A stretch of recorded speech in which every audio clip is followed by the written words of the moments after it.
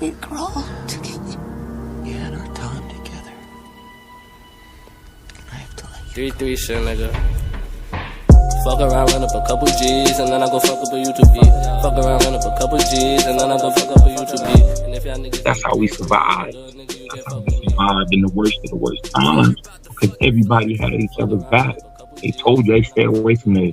Hey, y'all know that's the dope house. Don't be over there near that. Even the dope dealers. Yeah. They had respect for children in my neighborhood. They had respect for children in my neighborhood, even though they did the day they did with adults. Yeah. They had respect and love for the children. Yeah. Yeah. Protect the child's innocence. As adults, if you out there choosing, you know, the other side of the tracks, you know, that's on you. You old enough to make that decision, but at the same time, preserving the child's innocence. Let you be a child, you know, get to the point where you can grow and you can make your decision. You want the other side of the tracks, or you want to keep your nose clean. But, you know, I sitting here talking about you know, thinking about my pops for this moment, because our relationship is better. It's a lot better now than it was a few years ago, right?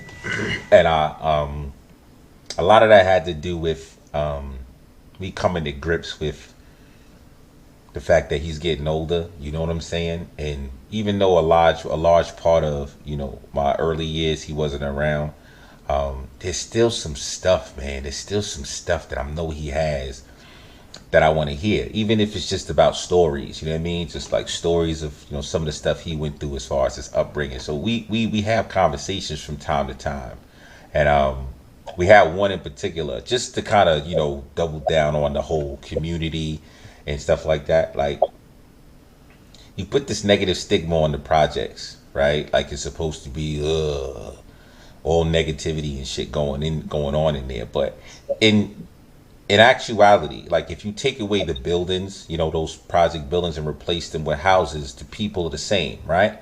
So you could have the same type of a project negative environment in the suburbs, you know, because that's the mentality of the people. But when I say in Soundview, around those years, when I think about, that was the only time, my G, that I was ever able to be a child. When I was in New Jersey, I didn't have a childhood. I was forced to grow up so fucking early when I was out there.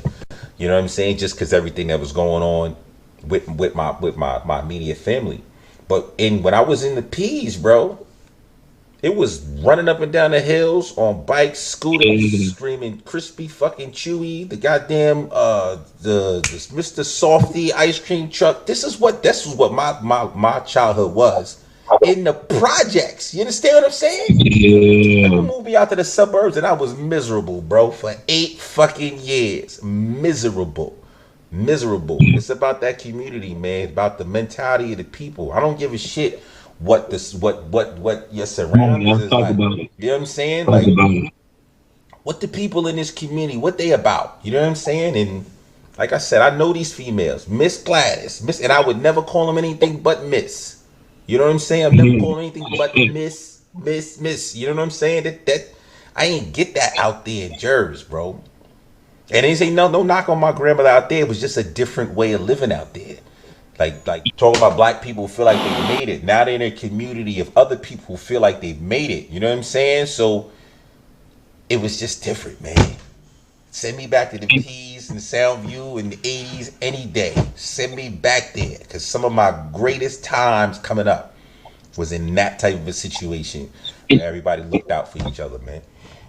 And what did I say about, as this a testament to our people, out of everything we went through, you know, whether it be slavery, you know, whether it be genocide, AIDS, HIV, fatherless homes, the crack era, the heroin era, you know, gang era, you know, just all the self-hatred, the Jim Crow era, this, that we still carry a certain essence, a certain spirit, no matter how bad the environment is, no matter how bad the times are, no matter how the cards are stacked against us, that we still have this nature of just community and village and love and looking out for one another and happiness and fun and good vibes and soul and dance and energy, you know, that we can just, you know, outlast any condition, I see it in the hood. I've seen it and heard about it in jail, to where we laughing and we joking because we know, you know what I'm saying? Like, can't nothing break our spirit. Can't nothing break our spirit. That's the testament to black people.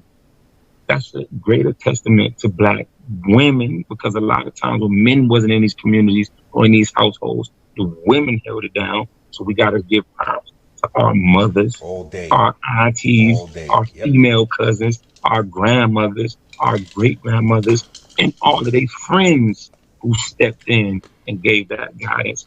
And because I wouldn't be here. I know you wouldn't be here if it wasn't for those women who said, I got to tell this young man what he needs to know and whip him into shape. I had those people. Mm-hmm. I definitely had those people, Mm-hmm. whether in school, in the community, in the church. They was there. Mm-hmm. A woman, I'll be the first to tell cats, a woman taught me about accountability. My aunt, she's the one who stressed it, and not even using those words. She stressed it in the form of, because she was military. So how she held me accountable was anytime I did something, I wasn't supposed to do, get down and give me 10 push-ups. I understood that shit real early. I'm talking about like 2 weeks. I've been there. I moved out there to New Jersey, and in 2 weeks she got me doing push-ups, my nigga. You know what I'm saying? Like, let's stop. We're not playing, Jay. It's gonna be JR coming up. We're not playing, Jay. We gonna get into this shit real seriously. It wasn't the males that helped shape that initially, unfortunately. But as I got to, my teenage years, and I was craving that male energy. You know what I'm saying? It just wasn't nothing these women could do for me no more. Like, you did what you could do. You got me. You showed me accountability. My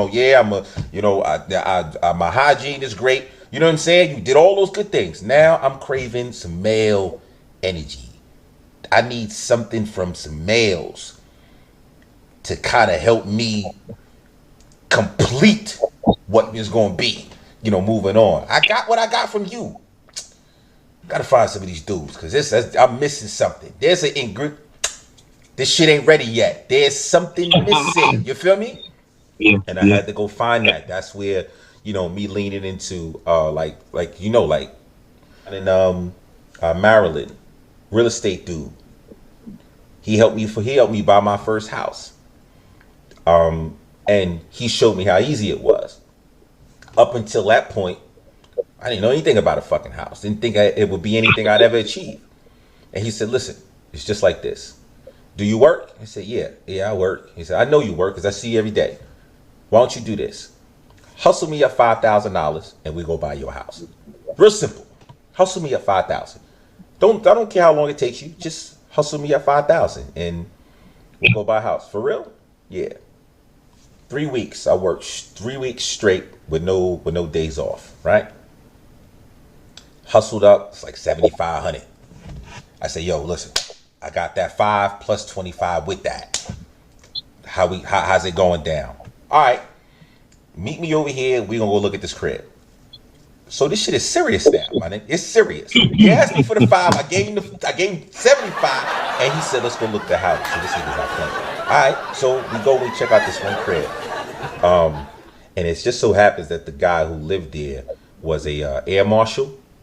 So he wasn't home a lot. So I say that to say this: the house is 15 years old, but it was like it was brand new because he was rarely there. He was always on the road.